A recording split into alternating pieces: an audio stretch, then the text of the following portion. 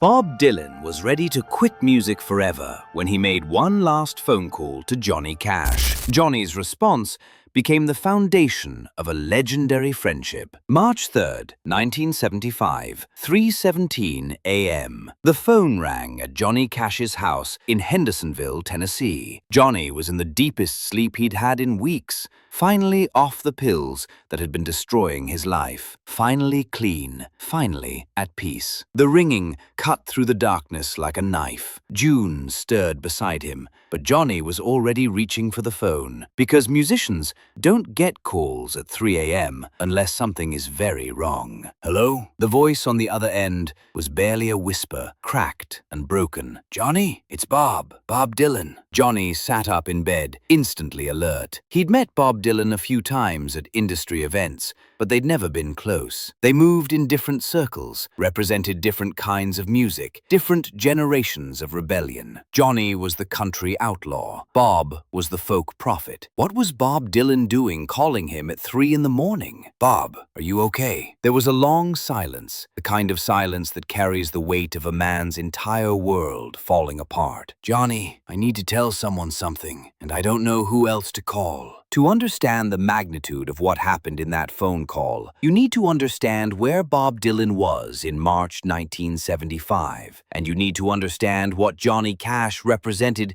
to a generation of musicians who felt lost, forgotten, and abandoned by an industry that chewed people up and spit them out. By 1975, Bob Dylan was in the worst crisis of his career. The man who had revolutionized folk music, who had gone electric and shocked the world, who had been hailed as the voice of his generation, was drowning. His marriage to Sarah was falling apart. His last few albums had been commercial and critical disappointments. The music industry that had once worshipped him was beginning to write him off as a has-been, a 1960s relic who had lost his relevance. But worse than the professional problems were the personal demons. Dylan was drinking heavily, struggling with depression, and beginning to question everything he'd ever believed about music, art, and his place in the world. He'd spent years being treated as a prophet, a genius, a voice for social change, and the pressure had nearly destroyed him. On March 2nd, 1975, Dylan had sat in his Malibu home with a bottle of whiskey and a loaded gun, seriously considering ending it all. He'd written suicide notes to his children, to Sarah, to his manager. He'd sat there for hours, the gun in his lap, trying to decide if the world would be better off without Bob Dylan. Instead, he'd picked up the phone and called the one person he thought might understand what it felt like to be destroyed by fame,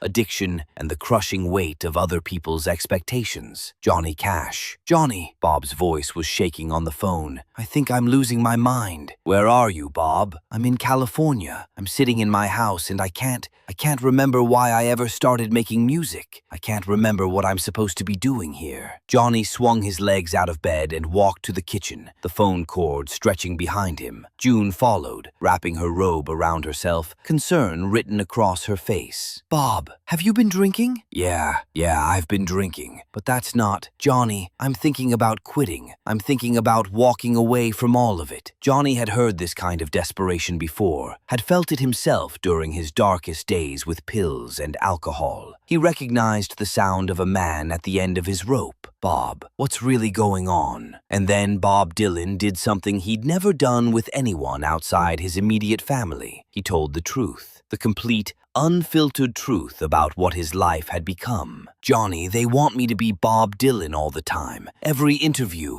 every concert, every time I walk out of my house, they want me to be this prophet, this voice of change, this genius who has all the answers. And I don't have any answers. I'm just a guy from Minnesota who learned to play guitar. Johnny leaned against his kitchen counter, listening to one of the most influential musicians of the 20th century fall apart over the phone. I can't write songs anymore, Bob continued. Every time I try to write something, I think about what the critics will say, what the fans will expect, whether it's worthy of Bob Dylan. I've forgotten how to just write a song because I want to write a song. Bob, and the worst part is, I think I'm a fraud. I think everyone's going to figure out that I never knew what I was doing, that I was just making it up as I went along, that all those songs that changed people's lives were just accidents. Johnny closed his eyes. He understood exactly what Bob was feeling, because he'd felt the same way during his own dark period. The pressure to be someone you're not, to live up to an image that has nothing to do with who you really are. Bob, where are Sarah and the kids? Sarah took the kids to New York. She said she couldn't watch me destroy myself anymore. Said she couldn't let the children see their father like this. Like what? Bob's voice broke. Like a drunk, washed-up has-been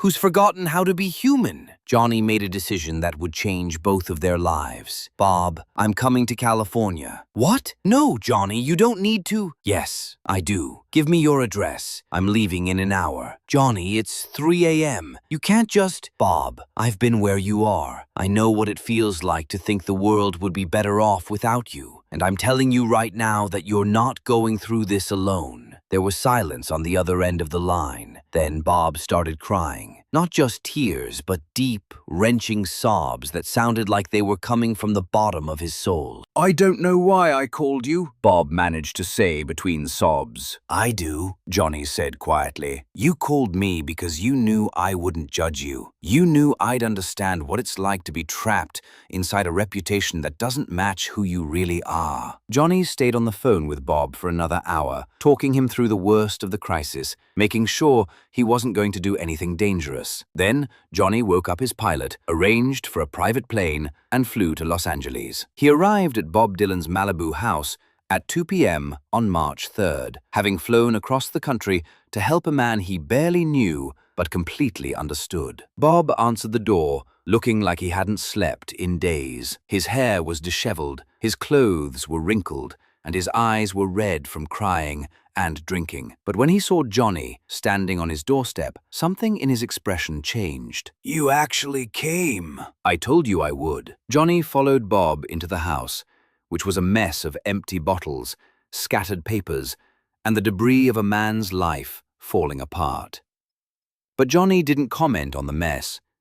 He just sat down across from Bob and waited. I don't know what I'm supposed to say, Bob said. You don't have to say anything. I'm just here.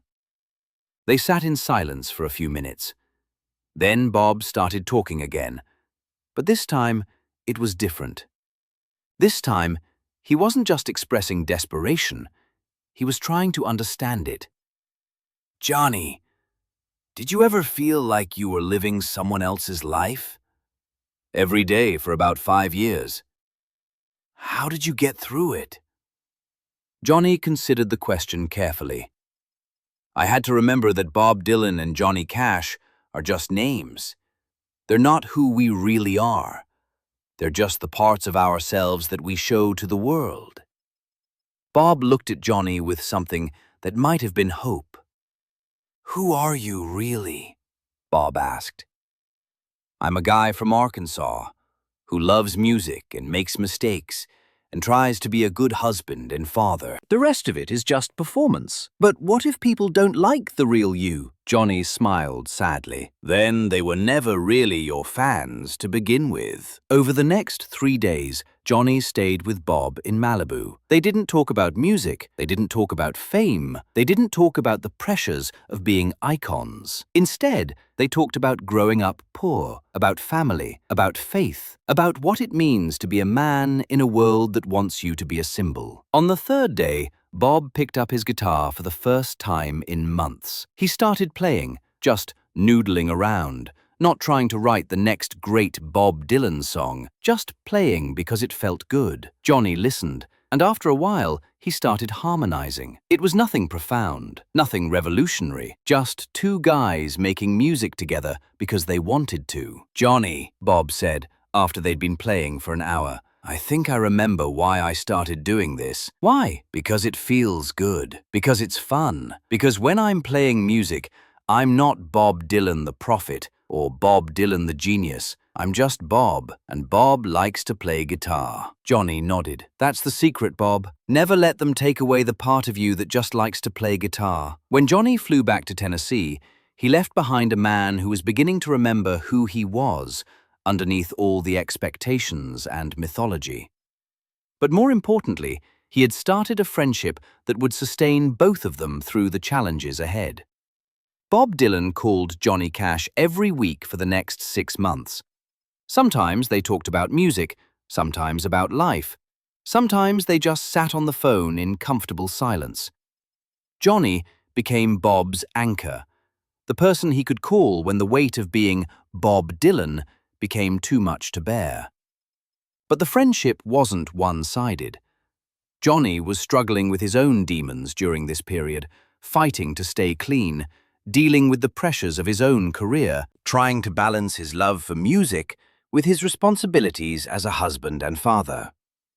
Bob became Johnny's confidant, the one person who understood what it was like to be expected to have all the answers when you were just trying to figure out the questions.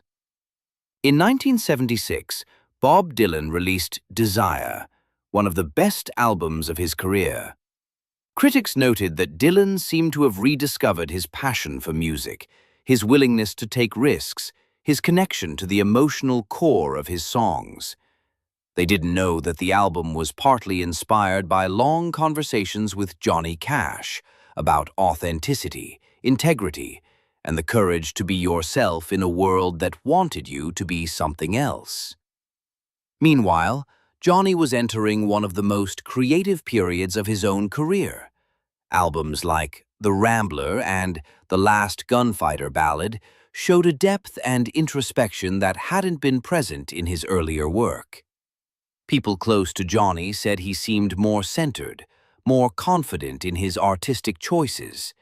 They didn't know that he'd been influenced by Bob Dylan's example of artistic fearlessness. The two men began performing together occasionally. Their first public collaboration was at Johnny's annual music festival in 1976, where they performed Girl from the North Country as a duet. The audience was expecting a novelty, an odd pairing of country and folk. What they got was something magical, two voices that shouldn't have worked together, but created something beautiful when they did. The performance was recorded and later released as a single. It became a hit, but more importantly, it demonstrated that authenticity could transcend genre, that real friendship could create real art. Over the years, the friendship between Johnny Cash and Bob Dylan became legendary in music circles, but the origin story remained secret. Neither man talked publicly about that 3 a.m. phone call, about Johnny flying to California, about the 3 days they spent helping each other remember who they were. In interviews, they would talk about their mutual respect, their shared love of traditional American music, their similar approaches to songwriting. But they never talked about the deeper connection, the understanding that came from both having been nearly destroyed by fame and having found their way back to themselves with each other's help. Bob Dylan later said that Johnny Cash was the most authentic person I ever met in the music business. Johnny Cash said that Bob Dylan taught him the difference between being a star and being an artist. But those who were close to both men knew that the friendship was about more than music. It was about two men who had been trapped inside legends, learning to be human again. The friendship lasted for the rest of Johnny's life. When Johnny was struggling with his health in the 1990s, Bob would call regularly, sometimes just to make Johnny laugh, sometimes to reminisce about the old days, sometimes to talk about songs they were working on. When Johnny was recording his final albums with Rick Rubin, Bob was one of the few people whose opinion Johnny truly valued. Bob would listen to rough mixes over the phone, offering encouragement and suggestions, reminding Johnny that his voice still mattered, that his music still had power. After Johnny died in 2003, Bob Dylan was one of the few people who spoke at his funeral. He didn't talk about Johnny's career, his achievements, or his place in music history. Instead, he talked about Johnny's kindness, his integrity, his willingness to help a friend in need. "Johnny Cash saved my life," Bob said quietly. "Not just my career, but my actual life. And he did it not because I was Bob Dylan, but because I was a man who needed help. And Johnny Cash never turned away from someone who needed help." Years later, when Bob Dylan was asked about the secret to his longevity, his ability to keep creating vital music decade after decade, he would often mention a conversation he'd had with Johnny Cash. "Johnny told me something once that I've never forgotten," Bob said. He said, "The moment you start trying to be Bob Dylan instead of just being yourself, you're finished." That was the best advice anyone ever gave me.